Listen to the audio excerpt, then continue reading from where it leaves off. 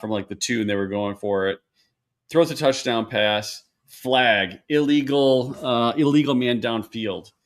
And what happened was their offensive line was engaged with the defender, pushes him into the end zone. The defender disengages, and now he's technically downfield. But you can do that as long as you were engaged to get to that point. So it was basically a bad call that cost him 4 points. And then the very end of the game was just bizarre. It was bizarre. So are we live? Yeah, for 30 seconds. Yeah. All right, well, I'll just keep going. So I know. The end of the game was crazy. They were up 30-14. They had a 16-point lead, and it's like who was it? Kobe Turner, I think, intercepts the ball on like the 1 yard line, and they end up giving it as a touchback. So I'm like, oh, game's over, right? This is in the fourth quarter. And they go 3 and out. They punt the ball back, and Seattle runs it back for a touchdown. Gets a 2-point conversion. No, it's a 1-point game, or it's a 1-score game. LA goes down, ends up punting the ball. Defense lets them in. This was also after a missed field goal, by the way, the first time that their new kicker missed a field goal all year, which would have put it at yet another score. And so Seattle goes down, scores, right? Now they're down by 2. They have to do a 2-point conversion to tie the game to force overtime. There was 2 minutes left or whatever. Maybe it was less than that. And so what happens is Darnold takes the ball, right, hikes it, and he goes and he throws a pass to the side to the running back who was kind of scooting off to the left, hits Jared Verse in the helmet, bounces incomplete, bounces into the end zone incomplete. And about a second and a half later, 2 seconds later, a Seattle guy goes in the end zone, picks up the ball, and walks it over and tosses it to the ref. They're like, didn't make the 2-point conversion. They're going to set up for the kickoff. And they're like, just FYI, we're going to review this.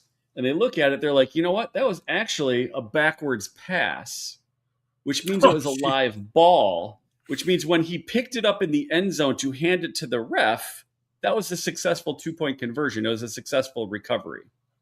So they were literally lining up to kick off after failing the 2-point. They went back and no, it was actually a fumble, and you recovered it in the end zone. Good for you guys. Here's the 2 points. You can kick off now. It's a tie game. And you're just like, what the hell just happened? So, and then they go into overtime. Stafford drives them down the field. They score a touchdown. Seattle gets the ball. They drive down the field, score a touchdown, get the 2-point conversion, and LA loses.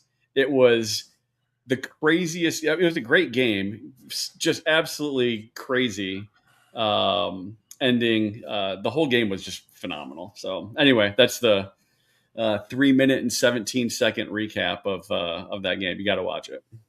Well, I mean, I saw on my phone it was like 30-14 or something, like at the start of the fourth quarter, and I was like, this is done. Yeah. Why would I? So I just turned it off, and then like I got close to being done with what I was working on, and I was just like, I'll just check to see what the score was, and I was like, oh, it's going to overtime. Oh shit. So yeah. So anyways, welcome to Building the Pride.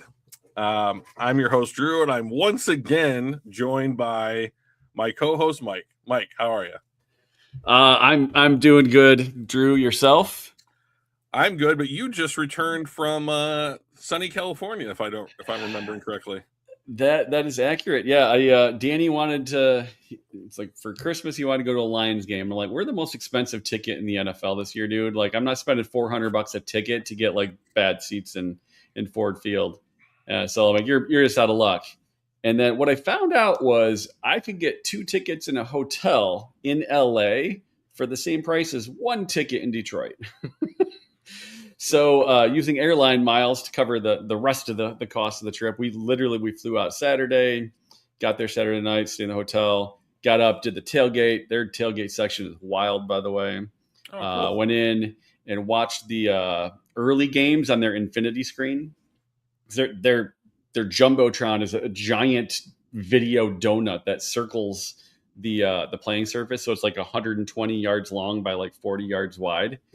And because it's a donut, you can on the inside of it is the same video that's on the outside of the other one. So so anyway, we watched the early games, got some food, and then we were way up high, section like 546 or something like that. But watched the game. It was a close game. I think I wasn't expecting to win. I was hoping to win, but it was a one-score game, about like what I thought. So it was a great time. Flew back on Sunday after the game.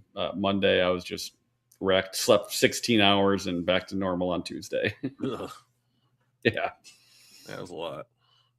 So yeah, it was a fun trip. I wish we would have come back with the dub though. Would have been good. It would have really helped their playoff chances. So now so let's just jump right to that. So the Lions lose to the Rams 41-34. And the playoff picture now looks like if the Lions want to make the playoffs, they have to basically win out. Yep. So they have the Steelers at home this coming Sunday, I believe, and then they go to the Vikings, to the Bears. Yep. I am confident in them beating the Steelers and the Vikings in Chicago, with a chance for the Bears to say, we're going to knock you out of the playoffs. I imagine that they go pretty hard. Yeah. And I mean, that's their chance to make the playoffs as well, too, right? It's going to be a battle. So by week 18, the Bears could have locked up the division, depending on what happens with Green Bay. So Green Bay owes I believe the tiebreaker. There it is. Between the two teams. Yeah, I got there. So Chicago needs to be at least a half a game better than Green Bay, which means they need to have one more full game win because of the Green Bay tie. So Chicago's already has 10 plus wins, I believe. I'm going to look it up here real quick, but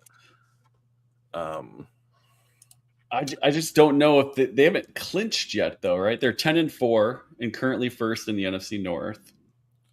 So both the Seahawks and the Rams have clinched in the NFC. No one else is clinched. Chicago sits atop the NFC North with a 10-4 record. Green Bay is 9-4-1. So if the Packers and the Bears go the same record over these last 3 games, Chicago will win the division. It's crazy.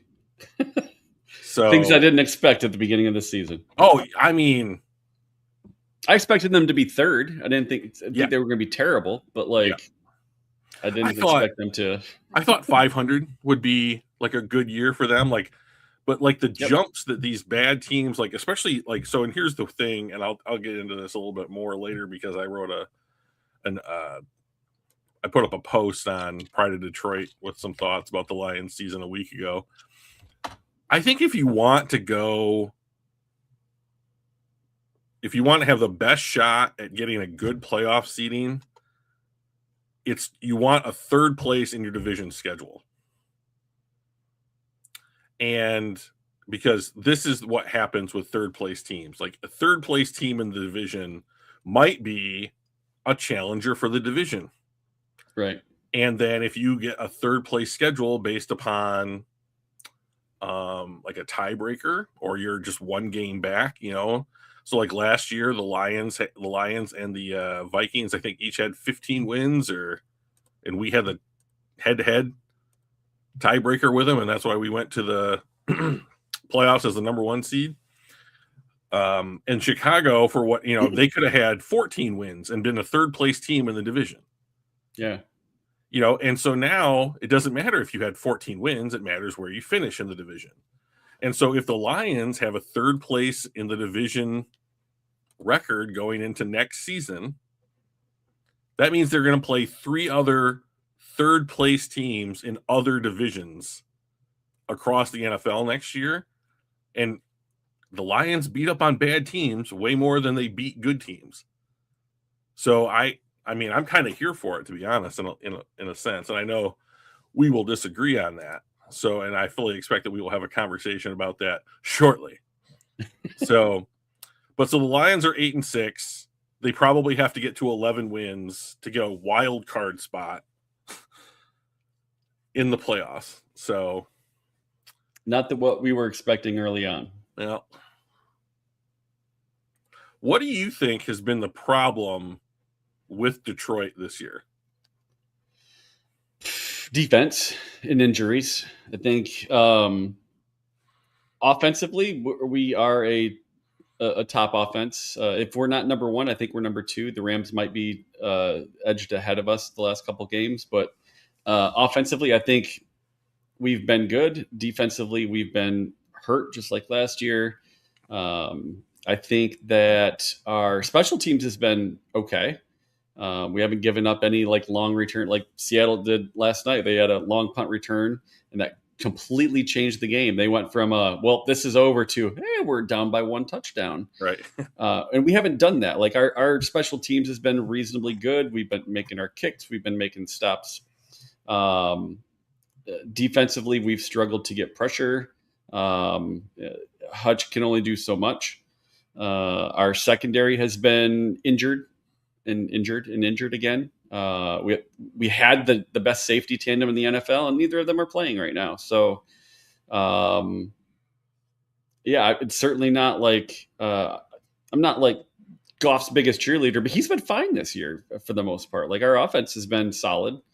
I think if I would go back and change a few things from our losses, almost every single one of our losses, if not all of them, David Montgomery had a better yards per carry than Gibbs, but significantly fewer touches. Maybe we should do closer to that 50-50. Like Gibbs is special. He's electric. He does some crazy stuff, and he's really good. But I still think that Monty makes us just a different team. Our offensive line pushes harder. We play angrier. And I think offensively, some of those times where we've stalled, I think if Monty was out there, maybe we don't. So that's what I would do differently on offense. On defense,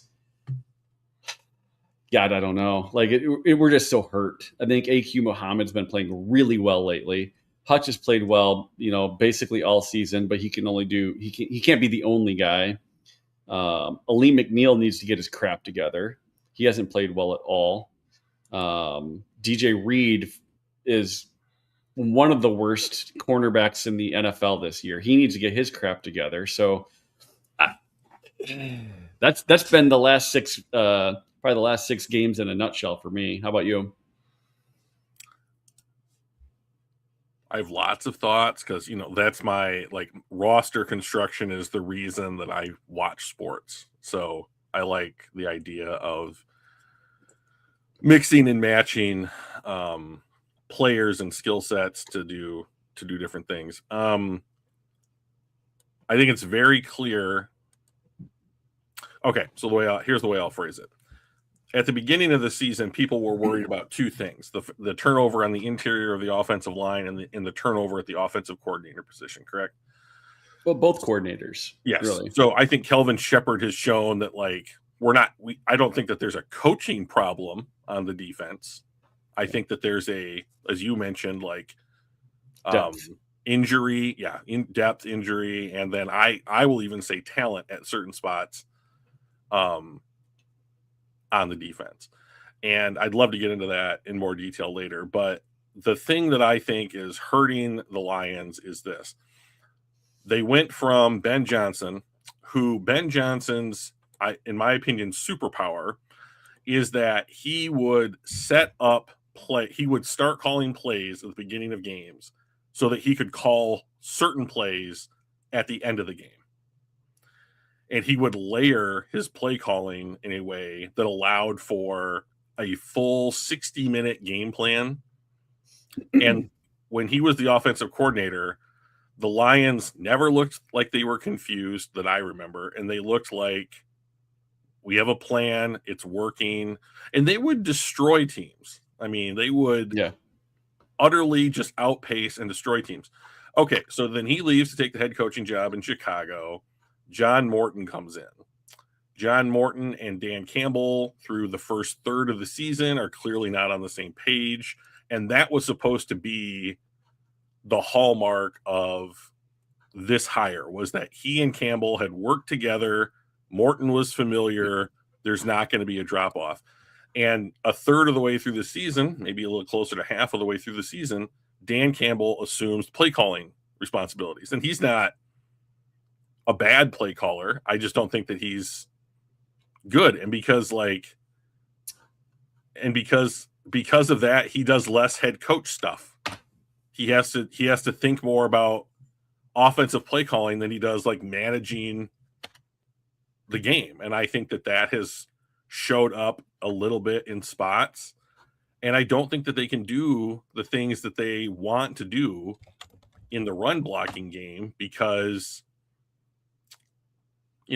Ratledge is a rookie. Glasgow is trying to take over for a Hall of Famer. And tried to come back. We can talk about that too.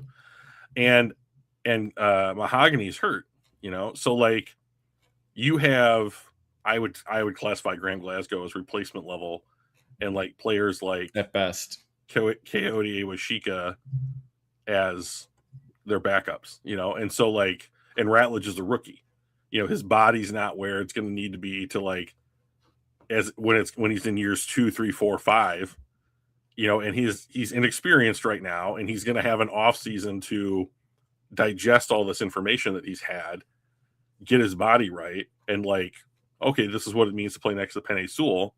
And because they can't do what they want to do in the run game, which this down and distance stuff that Ben Johnson was so good at, I think they have just completely overcompensated by going to Jahmyr Gibbs 80-20 splits, with David Montgomery. And I don't get it, because even when David Montgomery isn't great, it's still like, if you go back to like his splits from like the who do we play before the Rams? I just had that schedule up there. Cowboys beat the crap out of, well, I mean, we beat them by 2 touchdowns, right? 44-30. In that game, like I think he broke like a 35-yard run and just broke it, right? Like, I mean, that's not usual. But like his splits otherwise are like 4, 8, 6, 8, 4, 4, 3, like, and it just gets the Lions to this like 2nd and 6, 2nd and 5. Like the whole playbook is open. The whole, you have to force the defense to like defend every possible situation, as opposed to like teeing off on one thing they know that you have to do. And because of that, I think the Lions have kind of gotten away from like their down and distance game, and it puts them in more difficult situations to extend drives. And I think that's why you've seen like their third down conversion rate is down something like 11% this year from last year. And I'm like, oh, that's a big deal. Yeah. And fourth down hasn't been great either. Yeah. And it's that's just where like, a lot of those trick plays came in with Ben, right? Those were fourth down. That's when he threw the pass to Penei Sewell and stuff like that. I will throw this up there though. Since Campbell started calling plays, we've been first in yards per play, third in points scored, fourth in touchdowns, one of the lowest in punts, and the last in turnovers. So, like, I don't think he's been bad at play calling. I just think that some of these things where it says, first in yards and first in yards per play, I think we're getting some chunks. And we're having like a really good drive, and then we're having a couple bad drives, or we're beating a bad team really badly and losing to a good team because we haven't been able to score. So like, just again, raw stats without any like context don't mean a ton, but like these aren't terrible numbers, but we're also only 2 games over 500. So like these also matter. Like, the way that we do. The consistency, I guess, is I don't think we're there. I think that's probably where this is. All right. So I'm so happy to do this. So let's try. I want to put some context on these numbers, right? Yeah. I'm going to start at the bottom. 32nd in turnovers. Wonderful. Yep. Like, that is the one thing on this piece of paper that I don't think needs any more context to it. Like, their offense And the fact that they traded for Jared Goff when they traded for him back when this regime came in, Jared Goff does not turn the ball over much, because what he is good at is putting the ball in an area of the field that doesn't usually make it dangerous. And like, he doesn't do things like run where he would get strip sacked and, you know, that kind of stuff. And he's pretty good about getting the ball out of his hand. Okay, but that's the only one. So 24th in punts. Dan Campbell is also the number one go for it on fourth down person in the NFL and has been the entire time that he has been a head coach. So they punt less. So there's that one, in my opinion. Yep. Fourth and touchdowns, great. But these other three only highlight in what I get from them when I see these is the Lions are so addicted to explosive plays and trying to manufacture explosive plays, which is not a bad thing. But like, I think especially if they're good at it. Yeah, but I think that they are explosive play hunting as an offense this year. And like, first in yards, cool. That doesn't put points on the board. First in yards per play, cool. But that, I mean, like, you're talking about if David Montgomery has a 2-yard run, if Jahmyr Gibbs has a 2-yard run, and then Jameson Williams gets an 18-yard, you know, first down from Goff, like, that is an average of 10 yards on over those two plays, right? So like, I don't think that in context says anything. Third and points scored. Okay, here's the other one. This is the second most telling stat. The Lions are 8-6 and have scored the third most points over the last two-thirds, half of the season. Yeah. I mean, so this last game is a perfect example. The Lions put up 34 points. That should beat almost every team in the NFL on a week-to-week basis, and they lost. Yeah, and looking back at like the games that we have played, you know, we put up 44 in Dallas, who's not a particularly great team this year. So we put up a bunch of points there. We lose to the Packers on Thanksgiving, which was a bummer. Scored only 24. A lot of times that should be good enough to win, but not against a good team. We win by a touchdown over the 2-win New York Giants. So put up a bunch of points against a bad team. Barely do anything against a good team. Put up a bunch of points against a bad team because half their quarterback's out and half their team's hurt. And so I'm like, maybe there's a pattern here. Mm-hmm. I think I know. We're first in yards. We got a ton of points. We do that against the bad teams. What do we do against the good teams? We lose. Right. We're not doing as much. So that's, again, kind of going back to that.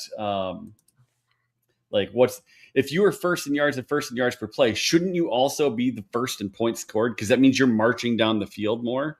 And I think a lot of that is because we do that against the bad teams and not the good. And that's why we got the inconsistency there. Since week 5 at Cincinnati, the Lions have won a game, lost a game, won a game, lost a game.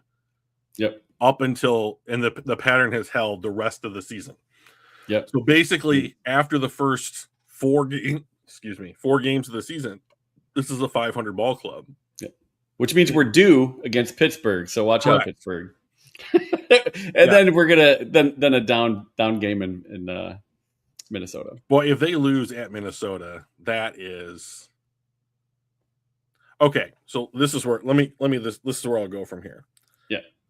After, I think maybe just before the Dallas game, I put up a post on Pride of Detroit where I said Detroit should pack it in for the season.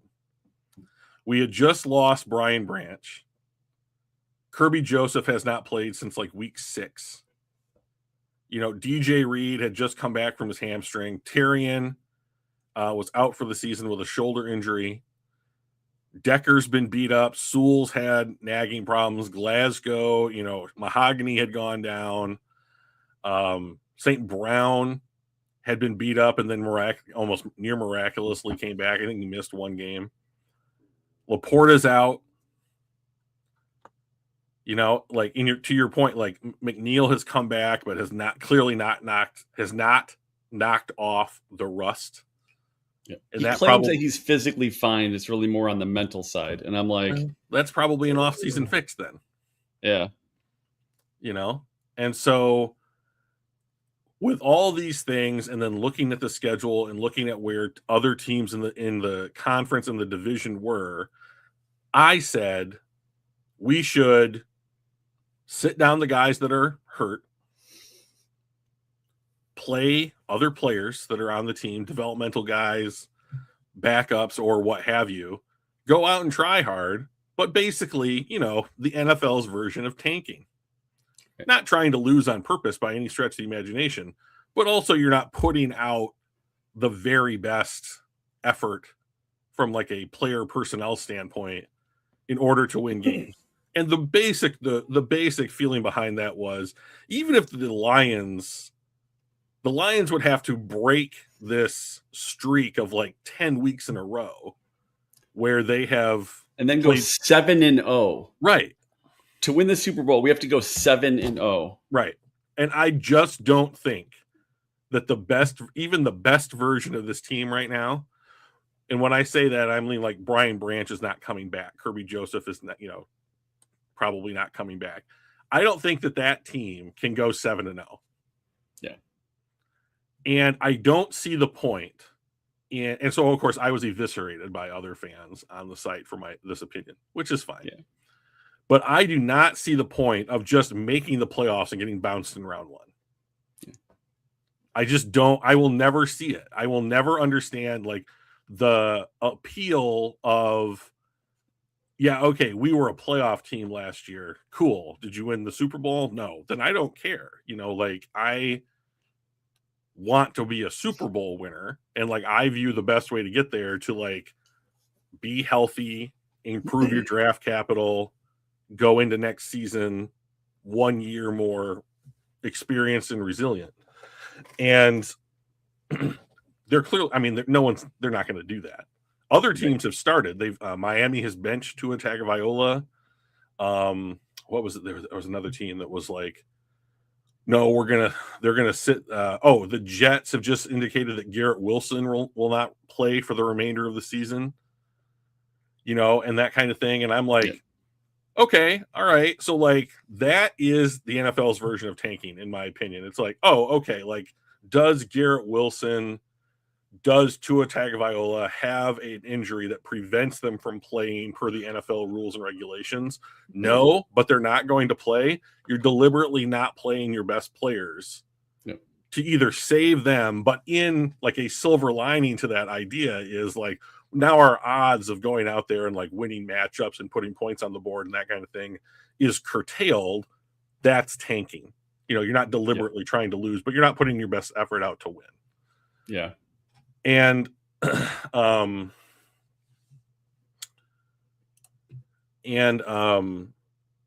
I just feel like the way that especially this middle of the season has gone, I just don't think Detroit's in a position to put themselves in an area in a position to win.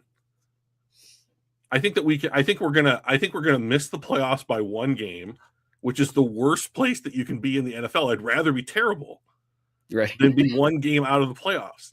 So because it puts the Lions in such an awkward position, and we may not have time. But Mike, I always love having these conversations.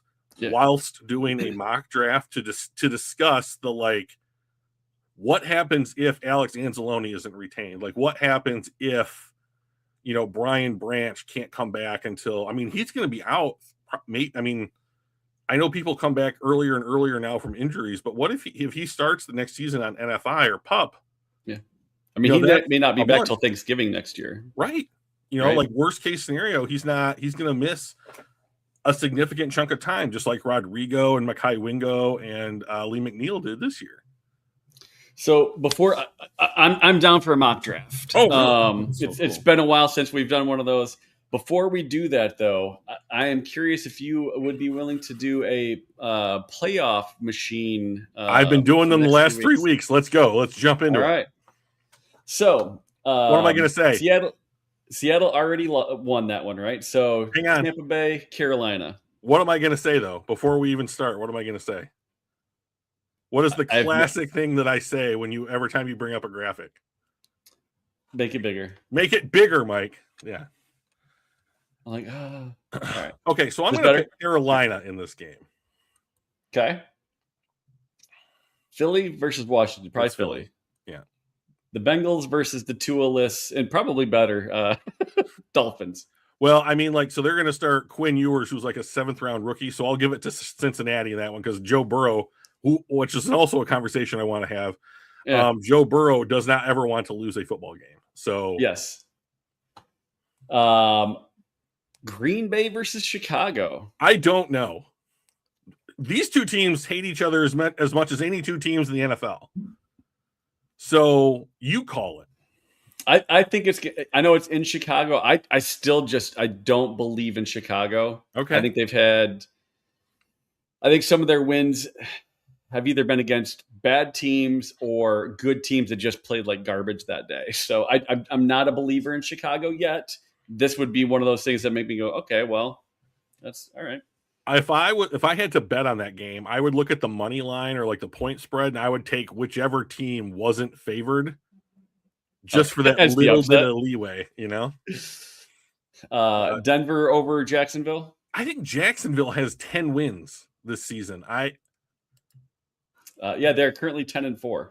That is unbelievable. I know, but it is in Denver. And Denver's 12-2, and where did that come from? Oh my gosh. I'm going to say Denver because it's at Denver. Yep. The Jets versus the Saints probably doesn't matter because they're both bad. I'm going to give it to the Saints. They haven't sat down their best player on offense. Atlanta and Arizona also does not matter. Yeah, go ahead. It's probably going to be Atlanta. Kirk Cousins is not actually playing terrible. I think Buffalo will probably beat the snot out of Cleveland. Both of them are bad, but I think they're probably the worst team in the NFL, right? Hang on, let me just take a Houston's 9-5. They're currently a 7 seed. Yeah, and they need to win in order to keep pace with Jacksonville. So yeah, I would say that's a good point. Yeah, and they're at home. Yeah. They have played better. They didn't start out great, but I think they've played better lately. The Mahomes-less Chiefs versus the Titans. The Gardner Minshew Chiefs. I don't know. I mean, in all honesty, and this is another one that's not going to determine anything in the playoffs. Right. These teams are both eliminated from the playoffs, so I don't care. Let's go with Tennessee. Detroit has to win this game. Yep. So let's assume we're going to win. This one doesn't really have playoff implications. I think Dallas has like a 1%, like everything has to go their way to get in. But the Chargers are 10-4 and currently a 6 seed. I would assume that they're going to win here. I would pick the Chargers. All right. And this is going to be a great game. I think New England's going to wreck them. They just got beat by Buffalo. They did. I think Buffalo's much better than Baltimore, though. That's true. Minnesota versus New York. I don't think this matters, but we'll give it to JJ McCarthy. All right, that's nice. Yeah, he's a hometown boy. Yeah. This is the Niners. All right. So notice we're not in the playoffs. We are not currently in the playoffs. Right. Chicago loses. We win. We're not in. Right. Yep. Week 17, again, I don't think this matters, but it'll probably be the Cowboys. That's Jacksonville. Jacksonville. We have to win. I think Tampa Bay will beat them. Yeah. Denver will beat them. That should be a good game, but I'll give it to Seattle. Give it to Seattle. That'll be one of those that I wouldn't mind playing with and seeing what that looks like at the end, right? Sure. Because that'll be a big deal with the LA. Yeah, who would have thought that Carolina would have a say in the playoff picture at the end of the season? This will be a good game too. Yeah. Home team. It's AFC. We don't really care for the NFC. Just pick the home team. We don't really care for the AFC. I would say Chargers, but same. Bengals. Packers. Doesn't matter. I mean, it may for us. So that could be something we play with. Oh no, this one doesn't matter. The Giants and the Raiders. Pittsburgh This will one be doesn't Cleveland. matter. That one might matter, but I would say Buffalo. Yeah, they're in home. New England should beat the Jets. This is going to matter big time. Mm-hmm.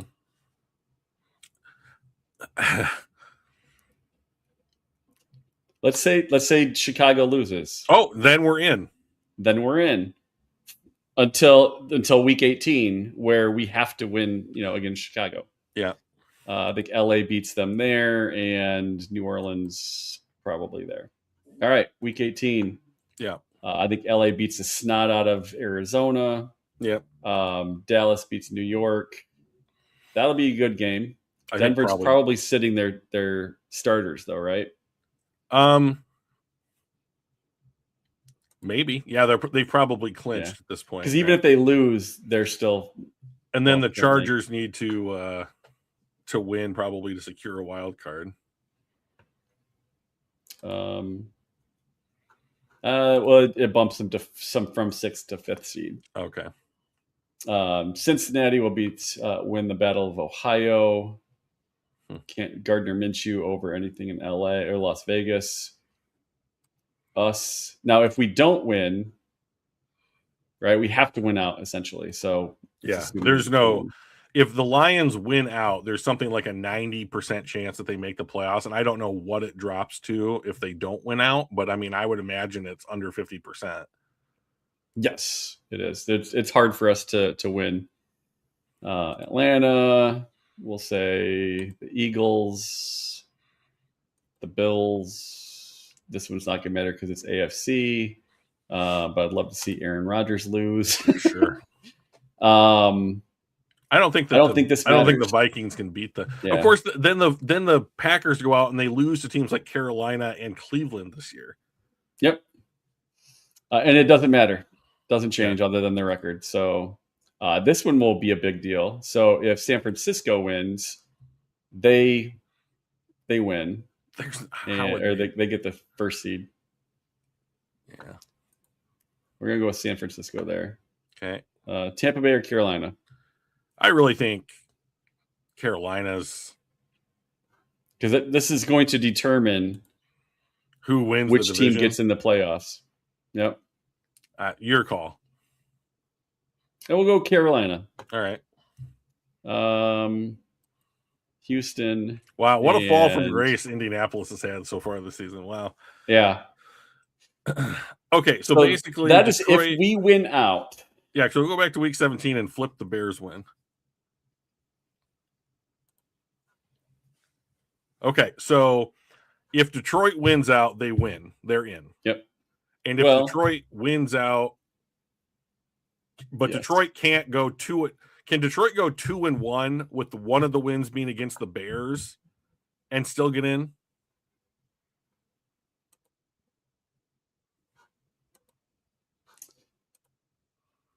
Yes. Only if the Bears also lose to San Francisco and us. So the Bears have to go 1-2, and we have to go at least 2-1 with the head-to-head win. Where's the Bears? So if the Bears beat Green Bay,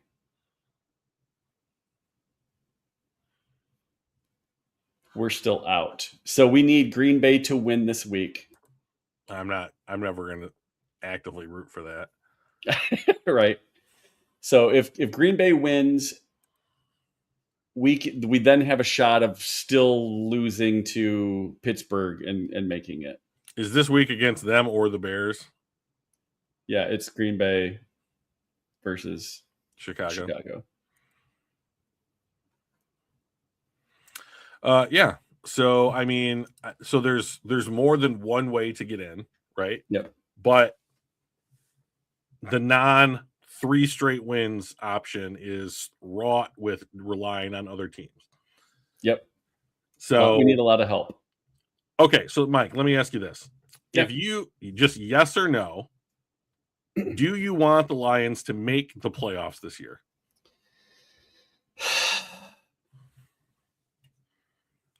Yes. Okay, another question. Yes or no? Do you think, best case scenario, the Lions can win the Super Bowl this year as constructed? Best case, yes. Do I think it's likely? No. What would the odds be that you would get best case scenario, or let's say not 100% best case scenario? Right. If things go right for Detroit, what kind of odds would you give them to win the Super Bowl this year?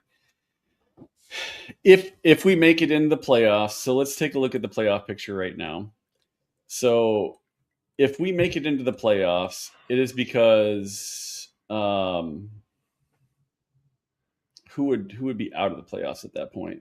The Packers would be out, or Bears, the Bears right? would be out. Yeah. So we're probably going to be in as like the 6th or 7th seed. Mm-hmm. I think our best case scenario is if we end up playing the Buccaneers, because I think we can beat them. We won't be, because they're a division winner, right? Correct. So right now,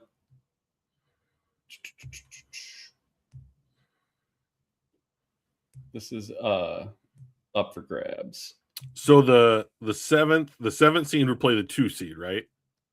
Yep. So which would potentially be LA. And right, I don't think we can beat LA. Do you think that we can beat Seattle? I think that we can beat Seattle. I think we would have to play our best game of the year. I think we can beat the Seattle. I think we can beat the Buccaneers. The Eagles will be tough. The Niners would be tough. Yeah, so I mean, like, do I think it's likely that we're going to win the Super Bowl? No, but do I see a path there? If we can play like the Buccaneers and maybe Seattle, I think that we can fluster Darnold enough where he could have one of his Sam Darnold games like he did last year in the playoffs, right? Can you force Sam Darnold to break down, right? Yep. So I think there's a couple teams that gets us that first win. We might get some players back. Anything can happen in the playoffs. That's kind of the only reason I'm like, yes, I want us to make the playoffs is because anything could happen. We could have a big game. The other team could have an injury, a turnover here or there. Like once you get in, there's never a 0% chance that you're going to not walk away with a ring. So I always want to get in the playoffs if it's a possibility. So the teams that I think the Lions can beat today of the playoff likely teams are, I think they can beat Tampa Bay, I think they can beat Chicago, and I think they can beat a Packers team without Micah Parsons. So the other teams, I don't know that Detroit has proven that they can beat 500 plus playoff bound teams. Yeah. And I don't know why that is. So, yeah, like to me, this season, so we've had more injuries and turnover on offense this year than we have in the injury riddled 2024 season. And I just think that is highlighting, if you have injuries on defense, you can survive and have a 15-win team.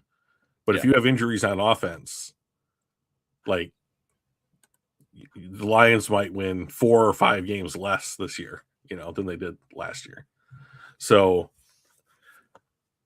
to me, the Pittsburgh matchup boils down to this. Like, Pittsburgh throws the ball in the air shorter than every other team in the NFL. They literally do not attack the ball downfield.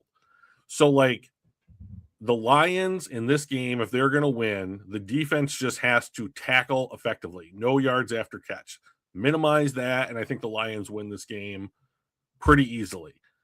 So if they don't tackle well, if they're throwing shoulders, not wrapping up, and some of those 4-yard passes end up being first downs and they extend drives and they can put points on the board, then I think that they hang around. Who's got the ball at the end? and then that is tough for Detroit to stop on defense. Yep. I think so. If we look at the rankings between Pittsburgh and Detroit, they're 13th in points per game, but only 27th in total offense, which tells me they kick a lot of field goals, right? Because that's how they continue to get points, even though they don't go 100 yards or 80 yards or whatever, right? So if we can hold them to field goals and we can score touchdowns, seems like a pretty easy recipe for victory. I mean, we're number one. Well, when this was taken, we were number one in points per game, fourth total offense, fifth best rushing, third best passing. And they're at like 27, 28, 23. Like offensively, I think we've got it. We just need to make sure that we hold them to field goals. Defensively, we're a lot more even. They're slightly better than us in points per game. We're slightly better in total defense. So turnovers, they're really good. Turnovers, we're not particularly great, but we're not terrible. So I think we can win. I think we probably will win. I don't think it's going to be a blowout by any means. But I'd take the Lions by probably 6. Yeah, I'm taking them because they have to win. So this team, from a team point of view, not from a fan point of view, the team just has too much pride to not go out there and put out their absolute best effort, right?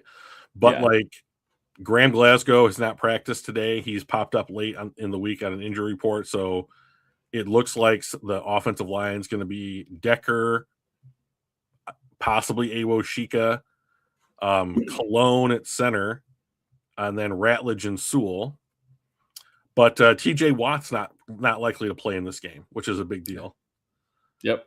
He is a game changer, when it comes to, and he has a very strange injury. He got acupuncture or something and it punctured a lung.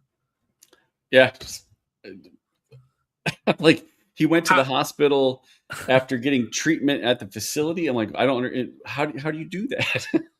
So, I mean, first of all, I'm if you want to get acupuncture, I don't care. But don't stab me. Where it's oh, I'm putting this into your fucking lung. I mean, how close are the lungs to you have to go through. There are ribs between your skin and your lungs. Yes. So I don't know. Did they sneeze while putting the needle in? I don't get it, but sorry, TJ, you're gonna miss the Detroit game. But hey, at least we deflated your lung. So, all right. So this was the last thing I was gonna throw, just as to why this is why this is a get right game. I like the fact that they are the second worst in the NFL with the quantity of drives ending without a first down. Road offensive drops to 123 or 125 yards, which is the worst. And we're gonna be at home, which means they're on the road. So all these things stack up in our favor. So I expect us to win. And if we don't, there goes our playoffs. I mean, not technically. There is a road as we saw, but man, those odds go way down. Yeah, it's I think it would be tough to make the playoffs if they lose to the Steelers at home. So they have to win. I think they can win. I feel like they have every advantage in this game almost. So agreed. You got to do it. It's not a good team, so it's time to win.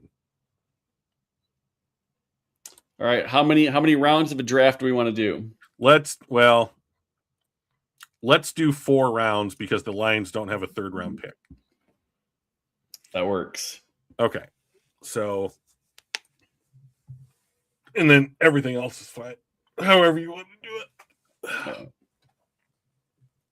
All right. Okay. Starts draft. Are we going to trade up at all before we get? Is this a trades? No trades. So we can do whatever you want. There are several players that I would trade up for, especially if the Lions are in the 17th spot, which is where they're currently slated. But we haven't talked about those players, you and I. So let's not trade. And then we can, off camera at some point, talk and do one where we do. Okay. Because I think we're gonna go. Okay. All right. So Caleb Downs, a safety, goes number 1 overall. Well, so that's not going to intriguing. happen. Dante So Moore. Ruben Bain is one guy that I think if he gets past 5, the Lions should consider trading up for him. Arvell Reese is another guy that I think the Lions should consider trading up for. So is he more of an edge linebacker? So he is in the Micah Parsons, Abdul Carter, positionless football player type of guy. And I think that this isn't Jack Campbell then. No, this is he is closer to Abdul Carter than he is Jack Campbell. Okay. Here's a guy. There is a dude though on this list that I want you to click on. Find where Sonny Styles is for me. Linebacker from Ohio State. I want this guy. This is my prospect crush in the draft. So click on first look. Right. Even though he's got the O on the helmet. I hate it. And they beat Michigan this year, but this guy is disgusting. So 6'5", 243. That is Jack Campbell. That is almost exactly Jack Campbell's height, weight, and speed. So he is a converted safety, and he runs like the absolute wind, Mike. So look, there's a couple things I want to talk about this guy. First of all, he's almost never been hurt, right? He is, for 3 years at Ohio State, he has not missed a game. Look at his coverage grade. Yeah. He is an 87. Now, this is in college, and I mean, the Big Ten, the bottom half of the Big Ten is not great. But, like, this guy is a cover linebacker. And, like, Alex Anzalone's contract is up. He's in his age 30 season. There was a contract, quote-unquote. This might be his last home game. You know, so, like, there have been rumors that if he were not on the Lions next year, that he would join Aaron Glenn in New York as a veteran linebacker who knows what scheme Glenn wants to run. So assuming Alex Anzalone leaves, they have not played Malcolm Rodriguez more than a handful of snaps in any game since he has come back from injury. He might just be a complete special teamer for this team if he gets another contract. He is also up for a contract extension. So I would trade up in the draft for Sonny Styles. I might trade up 5 to 10 spots to get Sonny Styles. You put him and Jack Campbell in the backfield together at the middle of the defense for the next 5 years together. I think that's automatically one of the best linebacking units in the end. And he has speed, which we have very little of on defense. He can cover, which we do not do well on defense. And he covers an area of the field that we don't currently cover well, which is anything outside of a wide receiver. And look, so is he a Mike linebacker then? No, he is a will linebacker. He's a will okay. So, and look at his missed tackle rate, Mike. 0. He has not missed one tackle all season. And we are heading into the college football playoff. So, and if there's one thing that has doomed the Lions this year, it's that Aiden and Brian Branch have not tackled well. We just not tackled well. And this guy is a fucking magnet when it comes to tackling. I love this guy. I think he is everything that the Detroit Lions defense should want on it. And I think he helps us in areas that we have basically no ability to defend currently. I am in love with this guy. I am super curious.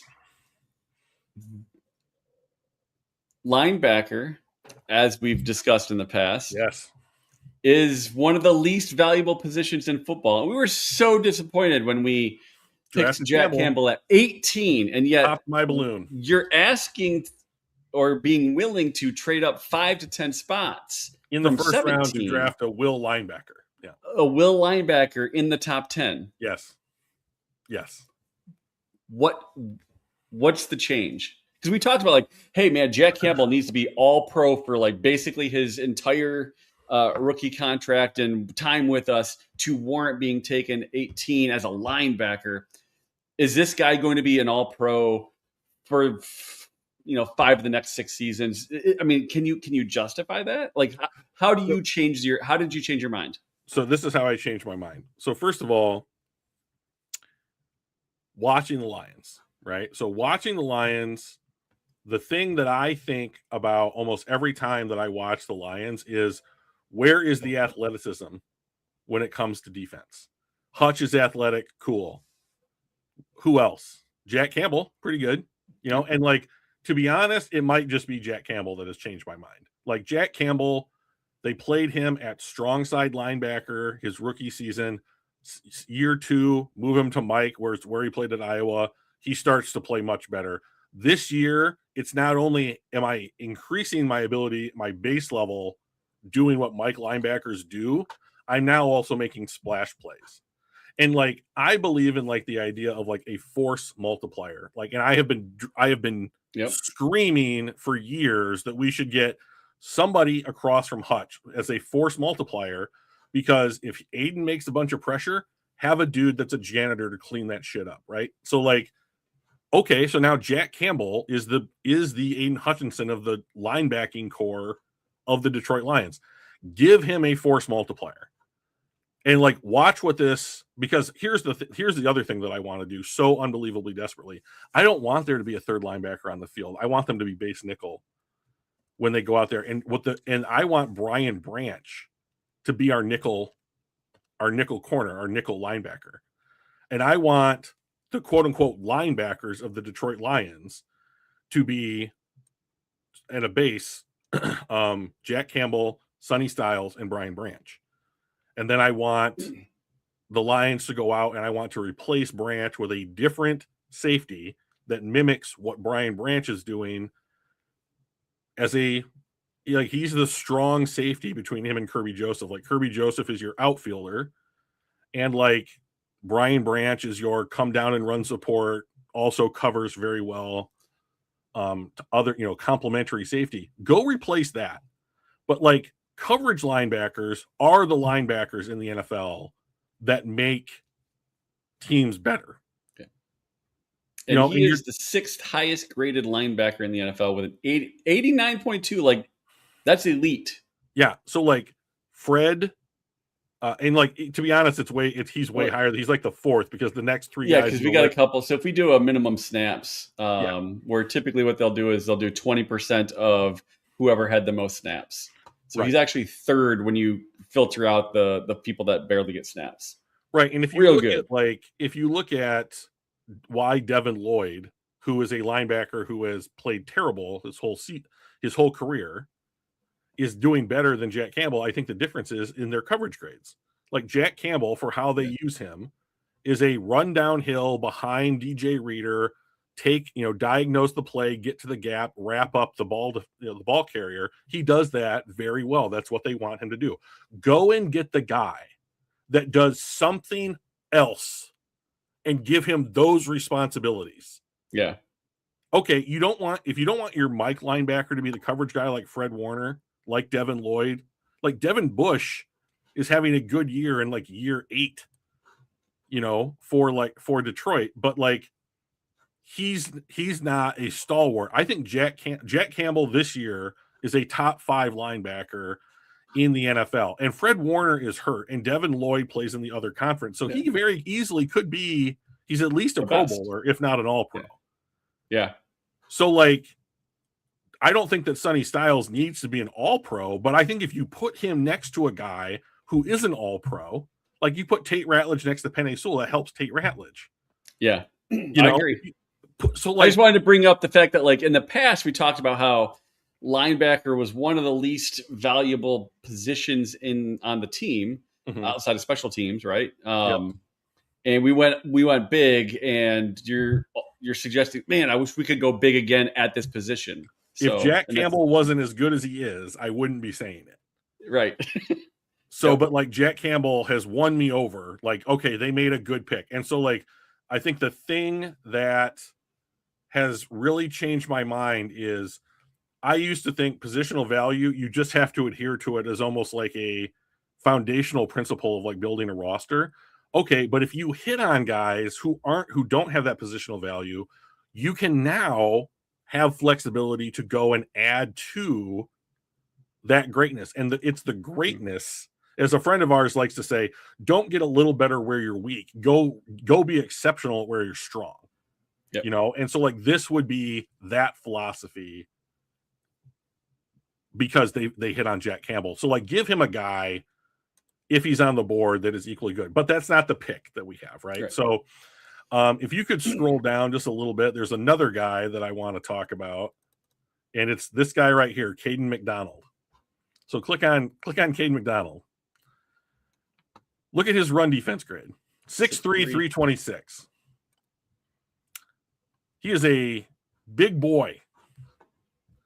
DJ Reader's contract with the Lions is up this season. I would re-sign him on a 1 or a 2 year deal, but he is also, as for the Detroit Lions, an elder statesman. This is as close to DJ Reader that we have seen in the NFL draft when the Lions are on the board. If you want just a DJ Reader-esque player on the team in the long term, this is the guy that you take. And then DJ Reader, do that at the expense of helping out Hutch on the other side. So opportunity cost, as it were. Right, the opportunity cost. So go back to the list and scroll down. Scroll down. Scroll down. TJ Parker from Clemson is the only guy that I would at this point in the draft take. And this is a departure from the type of player that typically plays opposite Hutch. This is more in the role of AQ Muhammad, who I think you have to keep on the team. He's played fantastic. Yeah.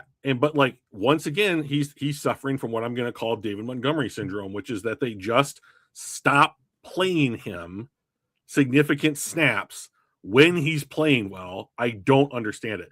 They have an idea for what they want to do, quote unquote, matchup wise. But like, if this was Madden and AQ Muhammad's like a 78 or whatever rank, they're like, oh, matchup wise, we're going to replace him with like a 68 guy because of the matchup. And then the matchup doesn't work because the player's worse.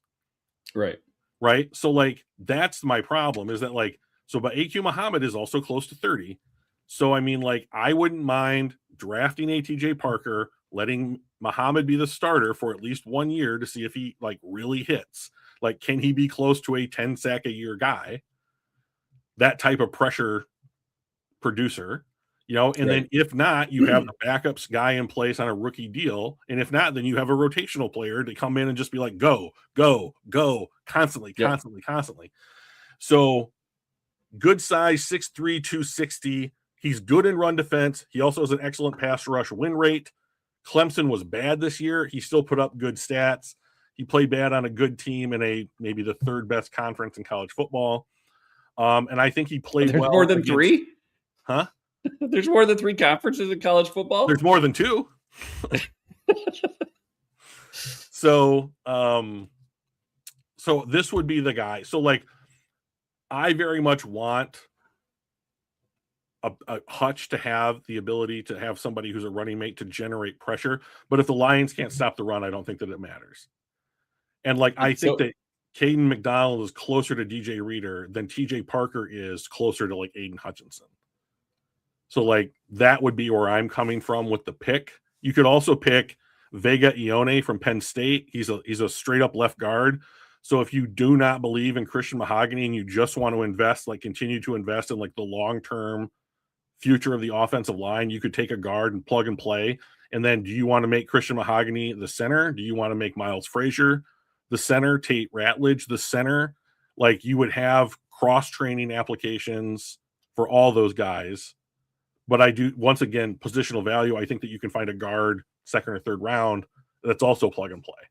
So my question then is, we talked about this might be Anzalone's last game in Detroit. Yeah. This also might be Taylor Decker's last game in Detroit. Yeah. We know that if we don't have a good offensive line, our quarterback can't function to his best. Mm-hmm. We've seen it this year already with the down year of our interior offensive line when Ragnow retired and we had the injuries and young guys. Hopefully if we'll know before the draft whether Taylor Decker is going to retire, right? Assuming he does, do you forgo the DJ Reader replacement? Do you forego the AQ Muhammad Part 2 other side of Hutch pick, and do you go with the tackle? So the problem with this year's draft is it's like the worst tackle class that we've ever seen, and almost all of them are right tackles or projected guards. So like Francis Mauigoa, he is a right tackle only. Right. So okay. So if he's a right tackle, do you switch Penei Sewell to the left? I say no. He's going to be a Hall of Famer at right tackle. Like he is instrumental to what you're doing in the run game. He is better at run blocking than he is at pass protection. You need a pass protecting left tackle. This guy, I just hate his guts. So here's my problem with Caden Proctor, and like this is when I checked out on him 100%. He's from Iowa. He committed to Iowa. Yep. He flips his commitment to Alabama. That's fine. After his freshman season, he transfers back to Iowa. He takes a 6-figure NIL deal to go back to Iowa, and then a couple of weeks later takes the money and goes back to Alabama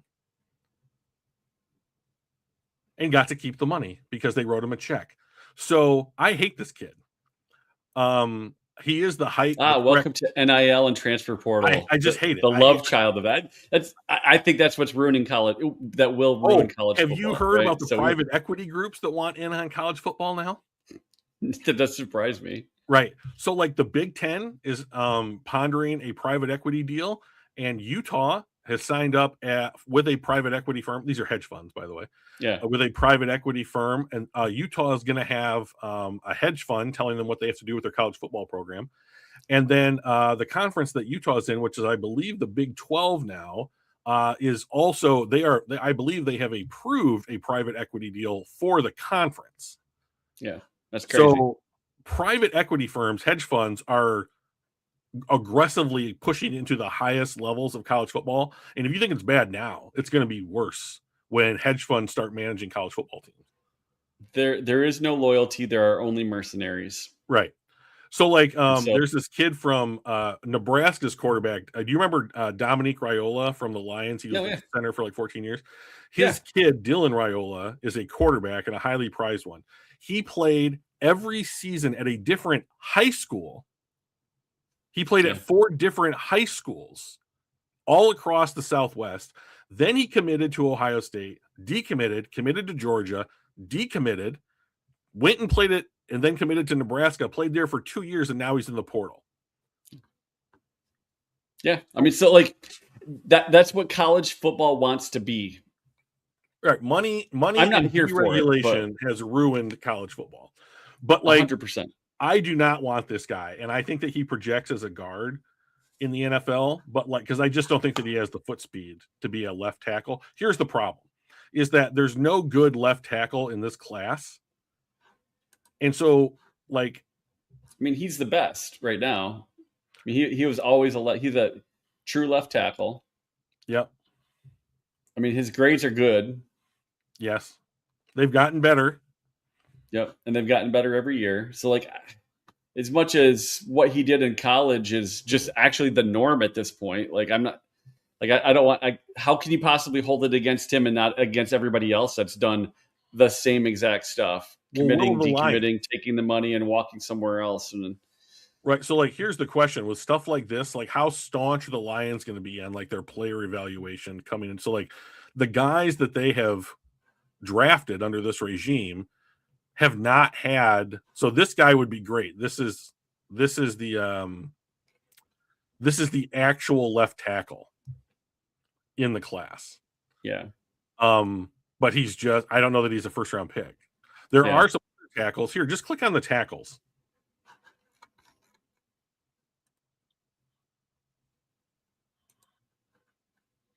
Okay, so if you scroll down a little bit, I think a guy that I would be interested in is Caleb Tiernan from Northwestern. Maybe not the best, but like he is a pass protector first. He has good height, weight, and speed that like Decker has. Played in the Big Ten, although for a terrible team in Northwestern. Indiana is a guy, Carter Smith, that I would be interested in. Also a pure left tackle. Indiana's had their best season at least in 60 years this season. Yep. Trevor Gooseby, Isaiah Wolf. I loved seeing them beat Ohio State. By the way, that's pretty amazing. But the best part about that is when Ohio State just shanks a 27-yard field goal to tie the game. Brian Parker is going to be a center in the NFL. He plays left tackle for Duke, but he is going to be a center in the NFL. And I think that even JC Davis from Illinois would be another guy, but these are not first round talents. And if you look at the general graph of left tackles drafted over the last however many decades, you do not get starter quality NFL left tackles unless you draft them in the first round and in the top 10. Right. Typically. So the only other thing the Lions could do is hey Taylor, you want to just run it back one more year? Are you sure you want to give up? How are you feeling? We'll give you the whole off season. We'll send you to Germany. Frank's thinking about it. Frank said that he'd be considering coming back next year. So I mean, I think there's a world where the Lions go into next season where Frank Ragnow unretires, gets healthy. It's year 2 of Tate Ratledge. It's year 2 of Christian Mahogany. Decker's there and healthy, and the line plays like it did 2 years ago. Yeah. And the Lions are a legit Super Bowl contender. But if I knew that, we have to boost our defense, right? Right. So I've also been looking at center prospects that would be available in free agency. And so I think New Orleans has 2 centers the Lions could either trade for or sign in free agency, and the Bills center, Connor McGovern, might make it to free agency. And if I was the Lions, I'd just pay for one. I mean, I would get one in free agency if Frank Ragnow said, no, I'm not going to do it, But if Frank Ragnow's I don't know, or I'd like to come back, then you can't do it. So who is our pick? All that said. So the thing of it is, do we know who the Lions are re-signing? No. Do we know who's retiring? No. Right. So the pick to me is TJ Parker from Clemson, because I know that position and where it stands today with more certainty than I do anything else. And you give Aiden a running buddy. Welcome to Detroit, TJ. Right. You are a Detroit Lion. Okay. So now it's tough. So just keep scrolling. Okay. So last year in the first round, they take Tyleik Williams. Why? Why did they take Tyleik last year, Mike? Because they wanted somebody to replace DJ Reader and have somebody to fill in for Aleem McNeil while he was out and have a resting spot, right? Yeah, okay. So I just read your message. So yeah, we're good there. So if they're going to replace DJ Reader with Tyleik Williams at some point, then if that's the plan, then you don't have to worry about the Caden McDonald route in round 1. But you went into the season, we have Kirby Joseph and Brian Branch. We are riding high at safety, right? Well, now Branch tore his ACL, and that's probably the better part of the year. What does he look like when he comes back? In a contract year, I might add. And Kirby Joseph, who you've now committed to, will have knee pain the rest of his life. And I had heard that he had considered, or they might be considering, injury retirement. So here's the thing. What the hell is wrong with his knee? Medical science? Tore cartilage and shit like that just doesn't heal. Oh my God. Yeah. Bad news. If Kirby Joseph has to medically retire, that's a bummer. Yeah. It's a bummer for him as a human being. And from a Lions roster point of view, it's a real bummer because you had free safety locked up for the next 4 years, right? Yep. Okay. So if he has to retire or is just not Kirby Joseph anymore, you gotta fill that spot. You've got 3 safeties in round 2 that I think that you could go with. Halsey from LSU, Tiananmen from Oregon, and Kamari Ramsey from USC. So most of them, I think Halsey and Ramsey are the Brian Branch strong safety replacements. Good at run defense, not so good at pass defense. So if Brian grade 88. Yeah, but like Or, look at his like Hulsey. forced incompletion rate, like his missed tackle rate, and his like that kind of stuff. Like to me, that Yeah. says like who are you covering? Like, are they just not throwing them and you're like in his hip pocket? I don't know. I haven't looked at these guys like from a game tape perspective. Um, this is the highest rated guy in the group, right? And Yeah. so whether it's Brian Branch or whether it's Kirby Joseph that you're like, this guy I think would do a decent job of replacing either one. So like you could go into next year with Halsey and probably Avonte Maddox as your starting safeties, and Maddox has played well since Branch has been down. This guy is the Ramsey is the Kirby Joseph replacement. This guy is the pure coverage free safety guy. And Dylan Tiedemann was excellent at Purdue, and he transferred to Oregon, and they're having a nice season, but he is the smallest of all three. So like I think the Lions are likely to go with either Halsey or who I believe is the biggest, and then Ramsey. 6 foot 222. And remember, these are off the team's websites. So I mean they are smaller. Yeah, but they're gonna lie equally, right? Yeah. So these guys are all taller and heavier than what they are in real life. And the combine will be what we figure out. Yeah. So like to me, I would take Halsey here. Yeah. And I would just hedge against, and then you hope things like Terry and Arnold bounces back, Ennis Rakestraw is healthy. You probably re-sign like Rocky Sin, like maybe you have Thomas Harper as like a backup and that kind of stuff. And like, it looks a little bit different, but I mean, what do you do? I mean, yeah. And Rock has looked way better. Like he's impressed me. Like he's been the guy that's like, all right, he was my surprise this year. Yeah. So him and Maddox have played well. Just Maddox has not just had as many opportunities. So Harper hasn't looked horrendous all the time. He plays like a replacement level player, right, which is what he is, right? But he's meeting expectations. Yeah. So just keep scrolling. So you could take JC Davis here. Here, click on. Do me a favor. Go click on quarterbacks real quick. We tried this once. Yeah.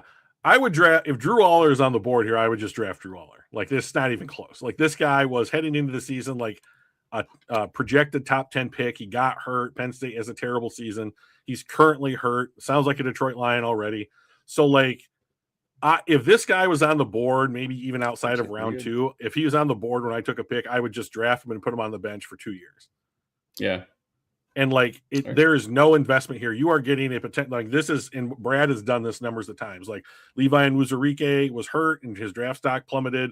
McNeil was hurt and his draft stock plummeted. Like he constantly looks for players in the draft who have an injury during their college football program, which is draft their draft stock. So he can kind of like, yeah, I'm drafting a first round talent, but in round 3, and then I just have to hope that he's healthy. And like, right.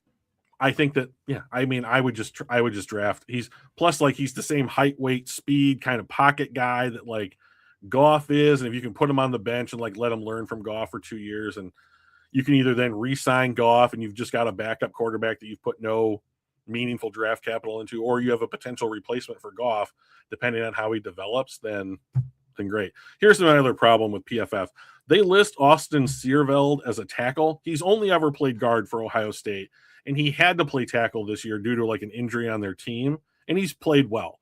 But like he is going to be a guard. Jennings Dunker from Iowa is a tackle who's going to play guard. Brian Parker is a tackle at Duke who's going to be a center in the NFL. And PFF only lists them by what they played in college. And I'm like, you need to list them by what they're going to project to the NFL. That's how teams are evaluating them and drafting them.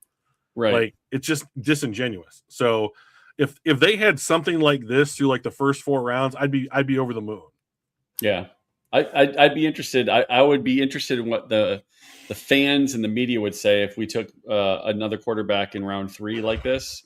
Yeah. When it's another injured quarterback in round 3. And it's a luxury pick, right? Like we have actual needs. And do you do what Indianapolis did? Like, hey, we're effed. If our starting quarter, if Peyton Manning goes down, we're effed. So we might as well just assume that he's going to be up. And do we do the same thing with Goff? Like, let's not worry about a backup quarterback because we're screwed either way. So I'll be curious if we did pull a guy like Drew Aller in, whether we how the media would react. So, I mean, I agree. I think that like their reaction would probably be warranted, like, oh, you're going down this road again. But like, it is Brad Holmes. And then like, I don't know that you shouldn't do it just because it didn't work out last time. And then, I like with this draft class in particular, I'm kind of like, so what are you getting in round 3? Like, could you get a center in round 3 that starts for the Lions? Yeah. Could you get a defensive tackle that starts for the Lions? Maybe.